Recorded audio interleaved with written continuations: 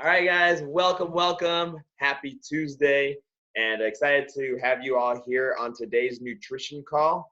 All right, so we're going to be going over carbs today. Woo! Uh, so, man, I love me some carbs. Okay, so really want to be here to help just share knowledge about them. I think just through different avenues or things that we have heard or different diets that are out there. We've heard that carbs are bad for us. And, we really want to go ahead and share, what they are, how much you need, where you should be getting them from, or where's the best place that you could be getting your carbs, and how to provide yourself with the correct amount of energy, which is the main source of why we have our carbs, proteins, and fats, right? It's all for energy. It's all for calories. So hope to help you with that today. But before we get started, does anybody have any questions about carbs?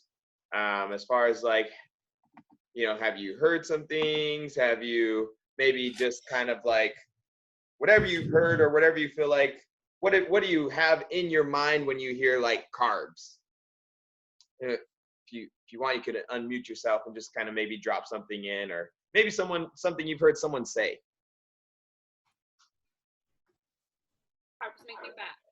Carbs make you fat. Well, there are certain carbs that contribute to the accumulation of fat, and we'll go over some of those, but not all carbs are bad, and we're going to learn that, carbs are really good. Tara, did you have one? They feed your brain. They feed your brain. This is 100% true. We need them. It's our number one, it's our priority, right? Our brain's number one source for energy. I love that. Anyone else have anything with carbs? No? All right, cool. So no problem. We're going to be learning about them today. All right, so here's our topic, carbohydrates, all right? And when do we get labeled bad? But what are they and why do we need them? I thought I'd throw that little funny guy in there. Oh, funny. Sorry. Okay, so where do we get them? All right, so when you hear the word carbs, what are some of the foods that come into your mind? So you could unmute yourself, you could throw it in the chat. What are some of the foods that come to your mind when you hear carbs? Bread. Bread. Pizza. Potatoes. Potatoes. Rice. Pasta. Pasta. Love it. Any more? So all of those are correct, all right? But I don't know if maybe you guys picked it up, but I noticed a lot of like our bread carbs, right? Our starchy carbs. And, all of these are, if you would have, any of these things came to mind, you're correct, right? Carbs come in so many different forms, and we get them in so many different ways. They're in a lot of different foods, all right? So it's really key on understanding where the carbs are coming from and what else you're getting with when you're getting carbohydrates in your diet, all right? So what is a carb and why do I need it, all right? And Tara hit this one perfect. Carbs are one of the major nutrients that the body requires in adequate amounts every day. Does anyone remember the other two? You can unmute yourself and share. Fats and proteins. Fats and proteins. Perfect. Thank you. Yes. And so carbs are the ones that we need actually the most, right? So they should make up the most part of our calories, anywhere from 40 to 50%. Our global nutrition philosophy tries to keep it at 40, but if you're an endurance athlete or you're doing a lot of activities, 50% may be something that you need more of. So based on your activity level, you may need more carbs or you may need less carbs than someone else, all right? Okay. And so the basic building blocks of carbohydrates are sugar molecules, okay? So what makes up a carb? There's sugar molecules, and there's two different types, right? There's a simple carbohydrate, and that's made up of 1 or 2 units of sugar. Or there's a complex carbohydrate, such as starches and fiber, that are made up of longer arrangements of sugar molecules, all right? But like we said, right, you need them to keep your body's engine running and are the preferred energy for your brain, all right? So we need them for our body. It's our body's energy, and we need to replenish them. All right. So what's the difference of a good carb and an empty carb? Spence had this really great analogy yesterday, and it's like we don't want to label them bad. All right. There's no like bad carbs. There's just empty carbs. All right. So our good carbs are providing more than just calories to the body. All right. So they have vitamins, minerals, fiber, antioxidants. You could find them in foods like fruits, vegetables, beans, and whole grains, right? Our empty carbs have little to offer the body beyond just calories, all right? So these are the highly processed and refined things: sugars, pastries, white rice, flour, right? Things that have really kind of just had the nutrients stripped away, right? And they don't offer much more besides, each gram of carb is 4 calories, right? So for every gram that you get, you're just getting calories and very, very, very little other benefits. All right. So let's talk about the good in carbs. All right. Our simple carbohydrates are digested relatively fast and provide quick energy for the body. So some examples of that are fruits, right? Fruits are one of our best examples of a simple carbohydrate, right? And so are all simple carbohydrates bad? No, right? Sometimes we need the quick boost, right? If you've ever taken part in like an athletic event, or you're running, or you're exercising, right? A lot of the sports drinks that are out there have a simple carbohydrate so that you can boost and refuel your energy right away. Okay, so simple carbohydrates are really good for us in certain times, right? And fruits are great because we also recognize that they have fiber, they have antioxidants, right? And they're giving us good nutrients as well, right? So simple carbohydrates are good for us depending on where the source is and when you need them. Complex carbohydrates, right? They take longer to digest and provide longer lasting energy, right? So because they're longer strands, it takes longer for your body to break it down. Thus, it provides energy longer term, right? So beans, lentils, sweet potatoes, oats, squash, things like starches, okay? And then we have fibrous carbohydrates, all right? And they provide fiber and contribute to the health of our gut, our microbiome. Fiber itself doesn't break down to sugar molecules, thus is never stored as fat. All right. So if you've ever looked at the label, you may notice under carbohydrates, right? It has total carbohydrates, and then it breaks it down into these three.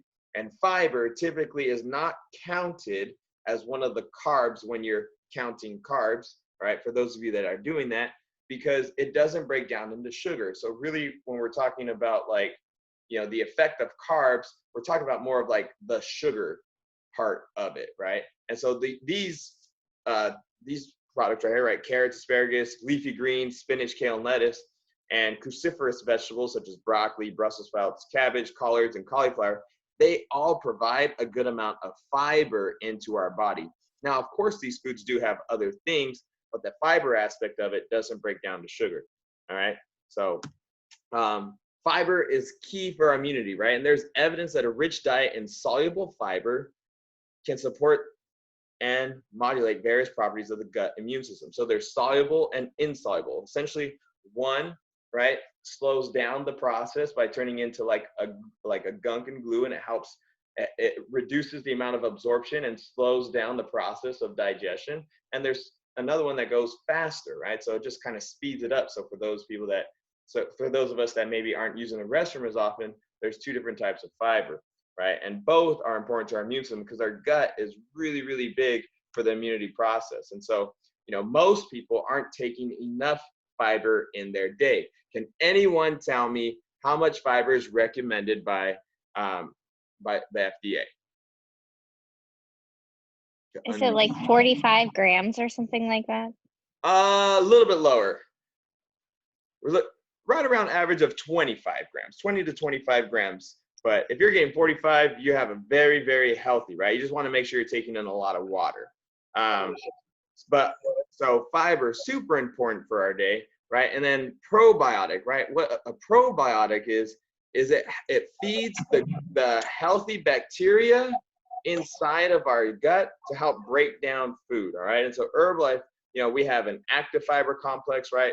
1 scoop has 5 grams of fiber, right? And it's super, super low in calories and other stuff. So if you're looking for just fiber, it's a great product.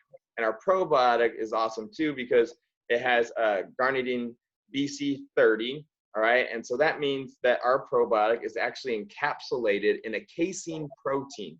And so when the probiotic is going through our body, right, we are when it's going through our body, it normally can break down inside of the stomach.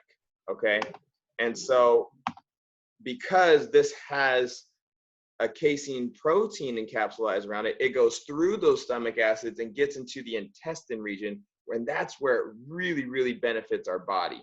Okay, so just some awesome things right here. There are foods, kefirs, pickled stuff, that serve as prebiotic foods, all right, and probiotics. So you could definitely check that out, and maybe when we go over the topic of fiber and gut health, we'll get a little more into those foods.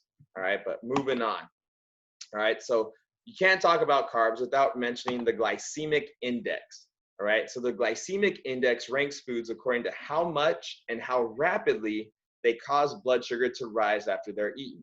Right, so carbohydrates have a huge impact on our blood sugar. Right, and the highest GI foods are those that are low in fiber but starchy and sugary. Right, glycemic index foods tend to cause large. I messed up on that one. High glycemic index foods tend to cause large and rapid rises in blood sugar. Quick spikes in blood sugar is often followed by a steep drop. All right, so the high foods typically aren't some of the best ones. This is where we're going to find like those rices, those pastas, and things like that that really shoot up our sugar level fast, and then we end up with a drop. All right, so it says it right here, right? Suddenly you're craving something sugary to boost your blood sugar levels back up, and then the cycle starts all over again. Right, so it's going up and down, up and down. We may have experienced this before. I know I have. I went home and enjoyed a couple honey buns. Right, my mom had some honey buns inside the pantry, and I was like, well, I think I deserve one, so I had it, and it's a pretty solid size or so. And within a few seconds, I was hungry again, and now I was actually craving more sugar to get my blood sugar back up. All right, so we've seen this cycle and experienced it in our lives. So when this is happening, there's a good chance that we may start to take in more calories than we need. All right, so this is when carbs can become bad for us, right? Quote unquote bad for us, because we're eating a bunch, getting our blood sugars up and down, and it begins to make, it begins to break down and become storage inside of our belly and our thighs. All right, so we don't want that. Did I go backwards? What did I do? See, this is why. All right, so the low GI foods, right? Those are carbohydrate-rich foods and whole and unprocessed. So vegetables, whole fruits, beans, and most 100% whole grain foods. Because they're high in fiber, they take longer to digest, and so your body sugar rises more gently after you eat them. Plus, the slow release of sugar into the bloodstream provides you with more sustained energy. So thanks to their high fiber content, they're more filling. So a diet that emphasizes low glycemic index foods can be a good strategy for weight control. All right, and just for the sake of knowledge, right, and in Herbalife, a lot of us are taking these Formula One meal shakes and the protein drink mix, and both of these products are low glycemic index rated. All right, so that means it's going to help with fullness, and we're not causing those big spikes in blood sugar. All right, but there is a trick to it sometimes. All right, so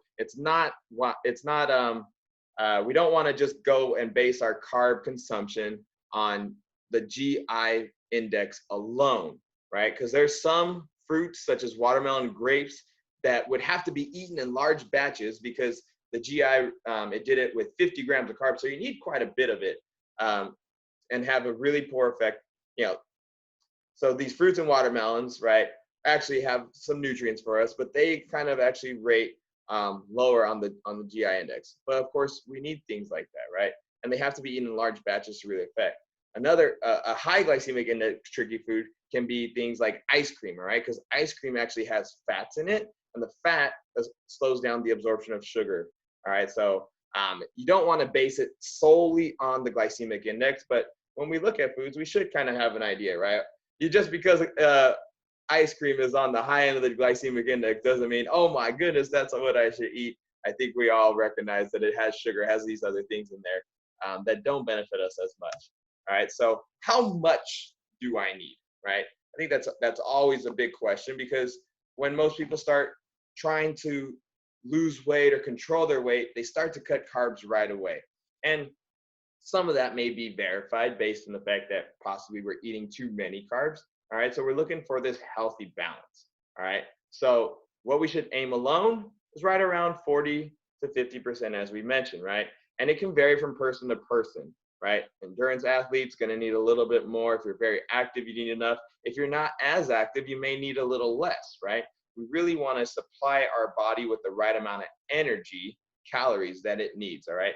So like I mentioned, our global nutrition philosophy suggests 40% of our calories, all right? So here's how you would figure it out, okay? You want to take the amount of calories that you should have per day. So we learned about our calorie intake and our protein intake last week, right? And so we're going to take those calories, multiply it by 0.4, okay? And that's going to give us the amount of calories we need from carbohydrates. Okay, so now that we have the calories, we want to know how many grams. So each carbohydrate per gram is 1 gram of carbohydrate is 4 calories. So we divide it by 4 once again, and that's how we get the amount of grams. So it actually works out pretty simple right here, right? So if you're having right around 1,200 calories, you're getting about 120 grams of it coming from your carbohydrates. And it kind of moves on there. So I'll just kind of let you take a picture of that. And above all, if you have any questions, just reach out to your coach, okay?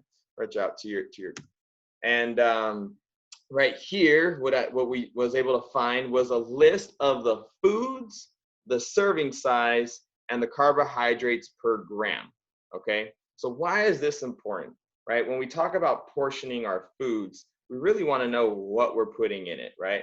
And so some of these are very minimal as far as like their variation in size. And a lot of these things we're seeing in like cups or so, right? But there are vegetables, there are different foods that contain more carbs, right, in it than others for the size of it. So this is really, really important when we get into planning our meals, right? And we don't need to necessarily weigh them out and do all this stuff. What we want to do is just recognize, you know, which ones are providing us with more energy and which ones are providing us with less energy, right? You want to kind of base it on your day. So I hope, is everyone able to get a screenshot of this? I'm going to kind of open up my screen, just kind of see some thumbs up and some nods. Perfect. All right. So that's it. That's all I wanted to share on carbs today, okay? And so I hope we gained a little bit more information about it. What I want to do now, just if you guys have any questions or want to, you know, maybe have something else that's on your mind that you heard, that you read, that you want to ask, I want to just open up the floor for that and see if I can help either answer it for you or point you in the right direction.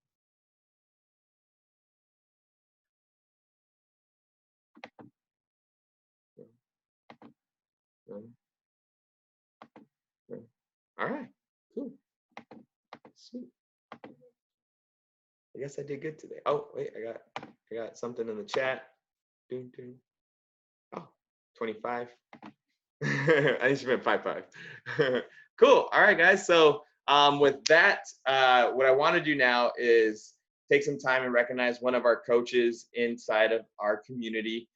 This woman is phenomenal. Her energy is always on point. We've been doing kids recess together, and it's just been so much fun. And I just see her energy for life, and energy for teaching, and energy for impacting others. And so this week, I would love for you all to maybe unmute yourself and go ahead and help me welcome to call it our Coach of the Week, Miss Nicole Hyatt. Welcome. Thank you. Woo. Go Nicole!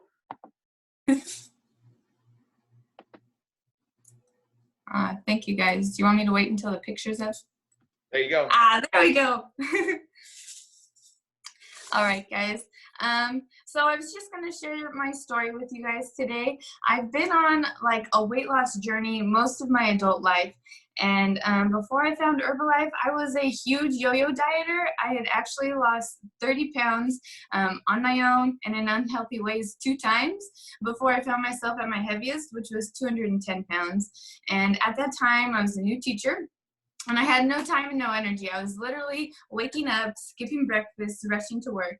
And then for lunch, I'd have one of those little prepackaged dinky salads from Walmart. And then for dinner, I'd grab fast food, come home, work till I fell asleep, and I'd wake up and do that all over again. And the funny thing about this time was that I wasn't even really trying to lose weight. I really just needed something quick and easy, so I didn't have to think about what I was eating, and I could focus on teaching. And at that time, I knew that the teacher right next door to me, she was doing Herbalife and she had lost 64 pounds. And I did everything backwards. I went over to her and I said, hey, I want to try Herbalife. And she said, okay. And I said, what do I need? And she told me, and then I ordered it.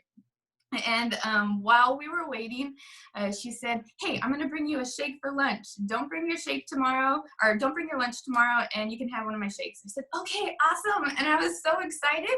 And she brought the shake, but she forgot a shaker cup.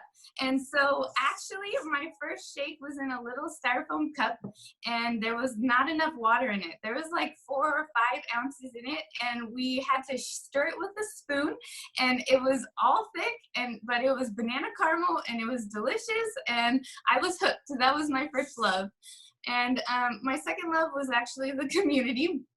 After I got on I got a shaker cup and I got on my program, I started coming to fit camp. And my first time at fit camp, I remember I couldn't do a push-up, I couldn't do a sit-up, I couldn't even crunch. I was just like, oh, my neck hurt because I was doing it wrong. But everyone was so positive and encouraging, and they really helped me to like stick with it.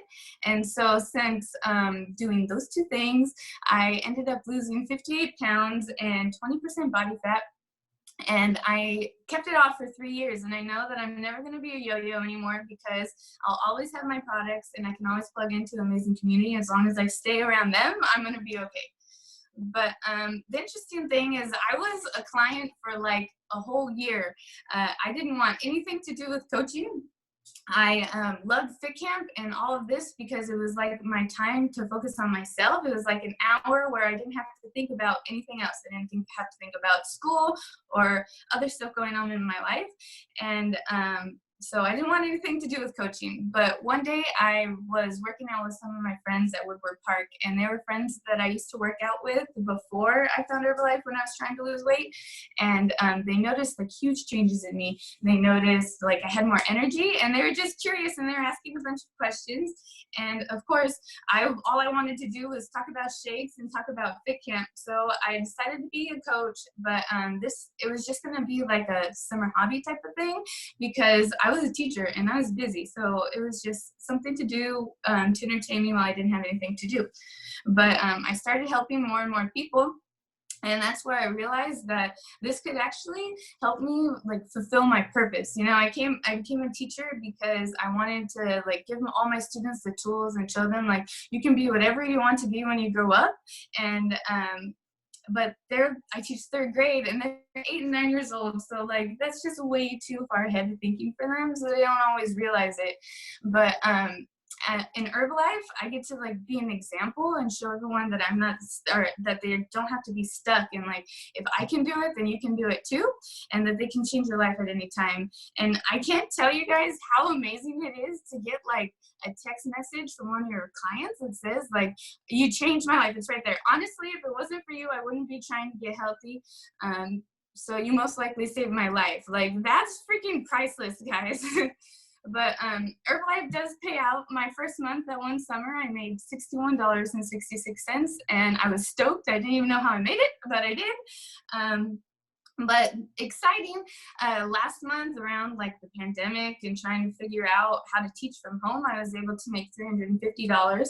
And that's like super awesome for me because Herbalife money is straight savings. And I can't wait until I make $1,000 a month. And I love being independent and, you know, like doing things for myself. And I really want to buy a house. And I know like with my teacher income, that's not going to be enough. And like, that's what Herbalife can provide me. Herbalife has also like given me like a huge group of friends, and I've been able to travel to like different places that I've never would have like gone on my own. So it's super awesome. And that's all I have to say.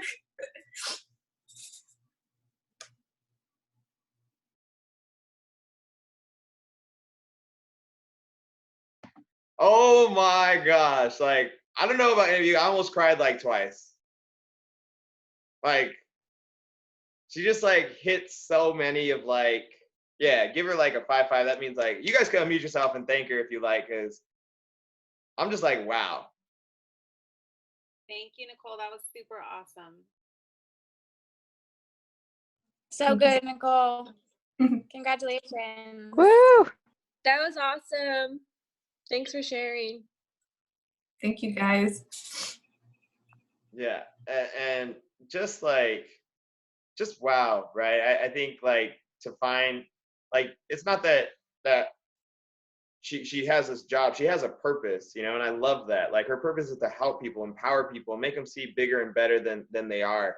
And I know she does that with her teaching, because I've seen her teach these kids in recess, and she is just like so awesome, so energetic, so fun. And I don't know if you've ever received a text like that before. I've received at least 3, right, like that. And the impact it has on your life as someone to have made a change, like that big of a change, it is just phenomenal. And like that really, it just strikes home with me. And so just thank you so much, Nicole. Thank you for sharing your story. And actually $350, like, I mean, it's all savings, right? It's all just part-time extra income. And I think seeing that you do it in such a great way where you're helping people and you're just encouraging them to be the best. I mean, and those results are just amazing. So I got way too much to share. All right. And I'm just super grateful for Nicole for sharing her story today. So one more time, I'm going to unmute us all so we could thank her. And unless anyone has any questions for her, we could all ask questions. But if not, I just unmuted everybody so that we could thank her. Thank you. Thank you. Thanks, Nicole. Thank you guys. Right. And then if there's no more questions, I just want to thank you all for being a part of the call today. If you know someone that maybe can use some of this information, right, feel free to share the call information with them, even if they're not inside of the RISE community yet, right? So you can share it with them. We're going to re-go over the same topic, the same thing tonight at 5 Pacific Standard, 8 Eastern time. All right, or if it's your time zone somewhere else, 5 Pacific, and I don't know everything else. So other than that, just thank you all so much for your time, and I'll be working to put up the quiz shortly. So make sure that you're subscribed to the events page. So if you're in the challenge, right, the 21-day challenge, which is we're in our last week of that challenge, you need to fill out the quiz to qualify for the raffle prizes. We got some awesome raffle prizes this week. And if you're not a part of the challenge and want to be, right, we're going to be starting a new one. It's 21 days. It takes 21 days to build a habit. All right. A new one's going to be starting on May 11th. I believe it's May 11th. So talk to your coach. Ask if you want more information. Please reach out. Let us know. We'll be posting it inside the community page. And after this, we have 12 o'clock recess with Nicole and myself. So if you have any kids around or know some kids that just need some extra energy burned off, you can refer them to the call.